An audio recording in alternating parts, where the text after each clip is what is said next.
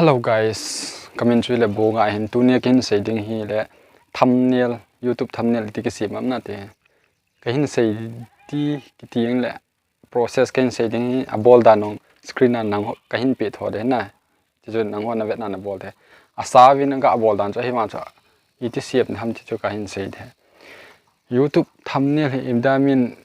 anga ya ham ti le thumbnail le vet na ko na hi min e chi video phan te chỉ video hồi in te ai lo chỉ video he cha con này mà head back ni in te ti he mi lunga he au mai na he chân thumbnail i ta banga a hoi chana chu YouTube chu ai lo na video chu min view wall the na he chân am tu na che direct in chiu tin che ma sangoin ka channel subscribe lo ni subscribing then like hin hai min lo du he na okay chiu tin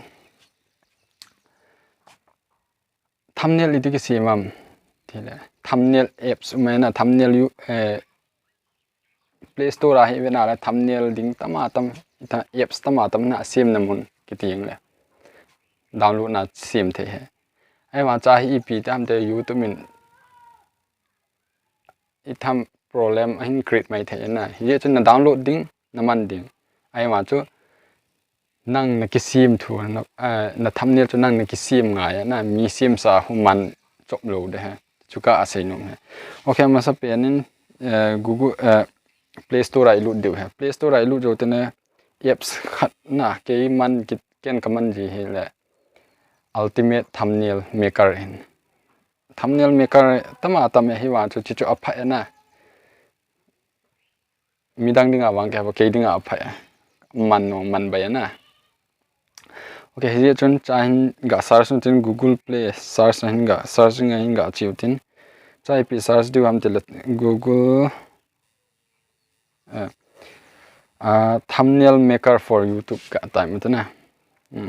chai dan thumbnail tama tam hi wa chun anwen che chun thumbnail ultimate thumbnail maker kite hin che ken kaman hin ada nei lo lai nei anh lâu lại nó mày thêm cái download điếu trên là download rồi tên là cái download sai hình giờ trên direct open cái hình nè ok gặp open phải tên चाहे design tam tạo mà hình banner à yung mà hình image aussi à mà hình ai mà चाहे năng là cái sim chú là cái sim mà cái là pha poi na năng cái sim thu mi sim sang चाहे tam thil vậy là चाहे tam thumbnail ý khăn ai mà cho naga cái sim thu naga cái edit na naga modify na le thì cho alo pi hay này tên head bed he okay ga chi paint chun cha hi hoi che du ham ti noya create kiti plus symbol min cha che du cha che le ve tam ima cover kiti le akoi na chna thil cái sim hin na 1. Tham Instagram mà dinga chom Facebook mà dinga chom YouTube mà dinga chom YouTube mà tam mà hình video play na video ga sim na hello le video thumbnail ho sim na a size mà hình a size 16:9 che du ha ni na pa na chunga ni na pa che du ha chi le video sim na yong hia then le thumbnail ga sim na yong ha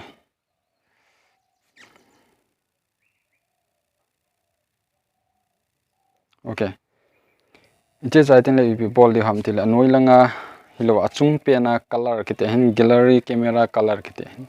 cha he en ke sim thu di color a che na color dei pen na ga akhen de na kilhen din kilhen jo ten le okay na mi chai ten le te a he blank de correct na mi ding na mi chai ten le cha he epp ma ham til text au min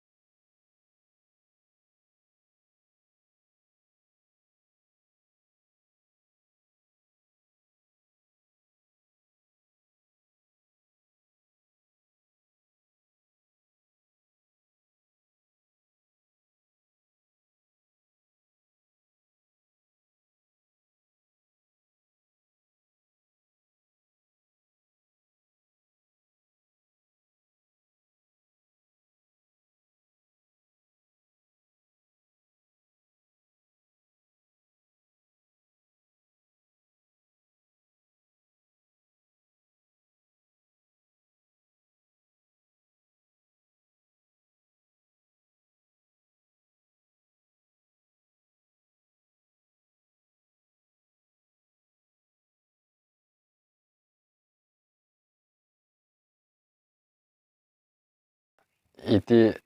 UPI Google account khongam UPI kisim ham na tidinga ka asim ite cha ipi koi dham tile Google Pay iti ki honam tina i khat cha Google Pay tel chu na dei na ki koi the arrange na ki bol the na text na bol te asu na bol phe pya example itin last thing the color on ki pe the itin less te o text front no hin khial the na dei ya text front dei na khial ding khial chai tin arrange na ki bol na hoya chu hoi chu hoila umle phadi ham hoi chu hoila umle phadi ham te chu na ki arranging na photo na ki arranging tele thil dang dang yo min sticker na lu na kha sticker tam ta men na cho hona ki download na ga download na be the tham subscribe bol na ti ho na men tijen le na bol chai tin le apon cha arrange na bol chai tin le sticker hona ki koi chai tin le ipin bol ham ti le achung langa arrow noilang ko arrow khat min tin cha hona mi le selfie yang na baya thumbnail ga sim cha ai wa thumbnail chu mi Vietnam thei na mi til ga head be thei tabang thumbnail na si ma le bo chu na video chu step by step chen bo chu hin ki sei thim lo hen kong bol ha hi yang na ti ho ga sei he jong le nang hon i tabang sei yong leng nang hon hin Vietnam je asan ka ki pa in sei khilon tam min te na jong le cha ko na sei khil lai ho nang hon ni hung i khat pi ki ding kan thu chen bo chu he ka ki pa